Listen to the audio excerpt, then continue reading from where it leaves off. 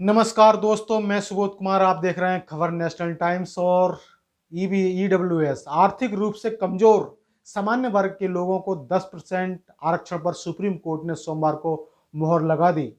इस फैसले का फायदा सामान्य वर्ग के लोगों को शिक्षा और सरकारी नौकरी में मिलेगा।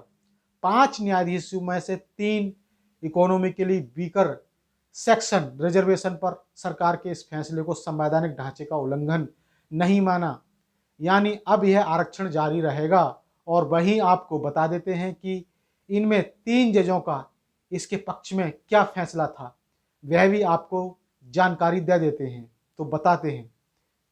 सबसे पहले जो जस्टिस है दिनेश महेश्वरी ने क्या कहा था? केवल आर्थिक आधार पर दिया जाने वाला आरक्षण संविधान के मूल ढांचे और समानता के अधिकार का उल्लंघन नहीं करता। आरक्षण 50% तय सीमा के आधार पर भी ईडब्ल्यूएस आरक्षण मूल ढांचे का उल्लंघन नहीं है, क्योंकि 50% आरक्षण की सीमा अपरिवर्तनशील नहीं है। जस्टिस बेला त्रिवेदी, इन्होंने भी क्या कहा?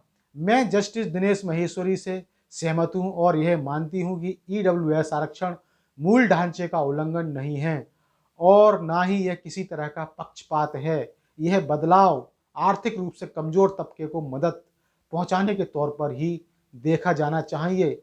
इसे अनुचित नहीं कहा जा सकता, ये कहा था। और वहीं तीसरे जस्टिस पारदीवाला, जस्टिस माहेश्वरी और जस्टिस बेला त्रिवेदी से सहमत होते समय मैं यह कहना चाहता हूं कि आरक्षण का अंत नहीं है, इसे अनंत काल तक जारी नहीं रहना चाहिए, वरना यह निजी स्वार्थ में तब्दील हो जाएगा। आरक्षण सामाजिक और आर्थिक असमानता खत्म करने के लिए है। यह अभियान 7 दशक पहले शुरू हुआ था। डेवलपमेंट और एजुकेशन ने इस खाई को कम करने का काम किया है, ये तीसरे जस्टिस का कहना है। और वहीं आपको 2 जजों का फैसला भी बता देते हैं कि 2 जजों ने अपने फैसले में क्या कहा था, इस आरक्षण के विरोध में फैसला दिया था। आइए बताते हैं आपको। इसके जो विरोध में थे वो थे जस्टिस रविंद्र भट्ट ने कहा, आर्थिक रूप से कमजोर और गरीबी झेलने वालों को सरकार आरक्षण दे सकती है और ऐसे में आर्थिक आधार पर आरक्षण अवैध नहीं है, लेकिन इसमें से एससी, एसटी और ओबीसी को बाहर किया जाना असंवैधानिक है। मैं यहाँ विवेकानंद जी की बात याद दिलाना चाहूँगा कि भाईचारे का मकसद समाज के हर सदस्य की चेतना को जगाना है। ऐसी प्रगति बंटवारे से नहीं बल्कि एकता से हासिल की जा सकती है। ऐसे में ईडब्ल्यूएस आरक्षण केवल भेदभाव और पक्षपात है, ये समानता की भावना को खत्म करता है। ऐसे में ईडब्ल्यूएस आरक्षण को गलत ठहराता हूँ, ये कहा था जस्टिस ने। और वहीं चीफ जस्टिस यू ललित का कहना है, मैं जस्टिस रविंद्र भट्ट के विचारों से पूरी तरह सहमत हूँ। फाइनल फैसला क्या आया? सामान्य वर्ग के गरीबों को दिया जाने वाला 10% आरक्षण जारी रहेगा। सुप्रीम कोर्ट के 5 जजों में से 3 जजों ने इसे सही ठहराया। जस्टिस रविंद्र भट्ट और सीजेआई यू ललित अल्पमत में रहे। लेकिन दोस्तों, इस पर सवाल उठ रहे हैं चारों तरफ से, और जो सवाल उठाए जा रहे हैं वो यह है कि 5 जजों की टीम में बेंच में एक भी ओबीसी या एससी एसटी का जज क्यों नहीं था? ये सिर्फ इसमें ब्राह्मणों को ही क्यों रखा? इसका ट्विटर पर तमाम विरोध चल रहा है और तमाम सवाल उठाए जा रहे हैं। तो मैं आपको बता देता हूं कि आखिर वो कौन कौन सी ट्वीट हैं। सबसे पहले है प्रियंका भारती। इनका कहना है कि 5 सवर्ण जज आपस में बैठकर ईडब्ल्यूएस जैसे सुदामा कोटा को जारी रख करोड़ों बहुजनों के साथ अन्याय का इतिहास लिख दिए हैं। कॉलेजियम जब तक है, सवर्ण जज का बेटा, भतीजा, चाचा, मामा, ताऊ सब सवर्ण बैठे के हमारा हक छीनकर सवर्णों को देता रहेगा और हम जातिवाद पर भी चुप्पी साधे रहेंगे, ये लिखा था। और वहीं महेश जोया ने लिखा है, ईडब्ल्यूएस आरक्षण पर सुप्रीम कोर्ट का कहना है कि ये संविधान के बुनियादी ढांचे का उल्लंघन नहीं है, लेकिन जब तक आदिवासी पिछड़ा वर्ग के आरक्षण की बात आती है तब इंदिरा साहनी की 50% रिपोर्ट का हवाला दे दिया जाता था। प्रोफेसर विवेक कुमार कहते हैं वहीं पर कि सवर्ण जातियों के परोपकार बार बार यह कहते हुए नहीं थकते कि रिजर्वेशन तो 10 वर्ष के लिए था, पर यह तो बढ़ता ही जा रहा है, जो कि नितांत गलत है, ये प्रोफेसर विवेक कुमार ने कहा है। और वहीं और आगे वो कहते हैं कि लेकिन ये सवर्ण जातियों के परोपकार, सवर्ण जातियों का 10% आरक्षण कितने साल के लिए होगा, ये नहीं पूछ रहे। वहीं तमिलनाडु के मुख्यमंत्री ने भी इस पर सवाल उठा दिया। स्टालिन ने कहा कि ईडब्ल्यूएस आरक्षण पर सुप्रीम कोर्ट के फैसले पर तमिलनाडु के सीएम एम के स्टालिन ने दी प्रतिक्रिया। क्या कहा, ये सदियों से चले रहे संघर्ष के लिए एक झटका है।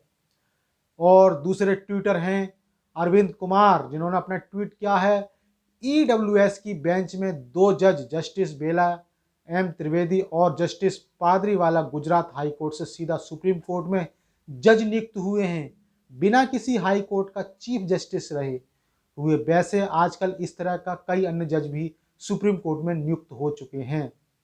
और वहीं बसपा की प्रवक्ता हैं और एक सुप्रीम कोर्ट की वकील भी हैं सीमा कुशवाहा। आरक्षण गरीबी उन्मूलन का कार्यक्रम नहीं है, बैन ईवीएस, इन्होंने ईवीएस पर विरोध जताया है। ईवीएस आरक्षण खत्म करो, ये लिखा है। और वहीं ऑल इंडिया परिसंघ के द्वारा क्या कहा गया है वो भी बताते हैं कि ईडब्ल्यूएस आरक्षण का विरोध नहीं कर रहा हूं, लेकिन एससी की उच्च जाति वाली मानसिकता को चुनौती देता हूं। और मंडल आर्मी ने तो अब आंदोलन करने तक की बात कह डाली। देखिए क्या लिखा है, अकलंकित कोलेजियम ऑफ सुप्रीम कोर्ट के खिलाफ हम आंदोलन की तैयारी कर रहे हैं, किंतु इस बार हमें बहुजन समाज का साथ चाहिए। क्या आप हमारा साथ देंगे?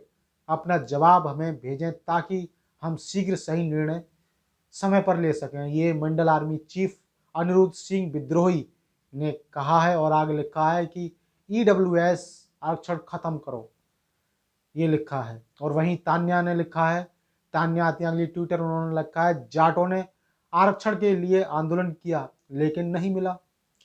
पटेलों ने आरक्षण के लिए आंदोलन किया, उनको भी नहीं मिला। और गुर्जरों ने भी आंदोलन किया, उनको भी नहीं दिया गया।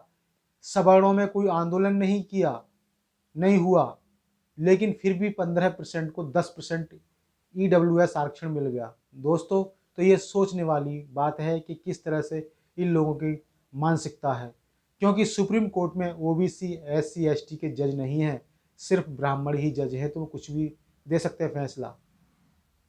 तो इस तरह से यहाँ पर बहुत विरोध किया जा रहा है, तमाम जो ट्वीट किया जा रहा है बहुजन समाज के तरफ से, और इस तरह से विरोध चल रहा है, तमाम सवाल उठ रहे हैं चारों तरफ से। और जहाँ तक कि आपको पूरी जानकारी दे दे तो वहाँ पर इसके आंदोलन की बात भी की जा रही है।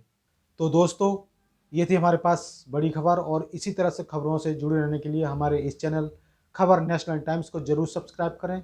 सब्सक्राइब करते समय बेल आइकन जरूर दबाएं, जिससे कि आपके पास खबरों की नोटिफिकेशन आते रहें। तो मैं सुबोध कुमार फिर आऊँगा एक नई बहस और खबर के साथ, तब तक के लिए धन्यवाद और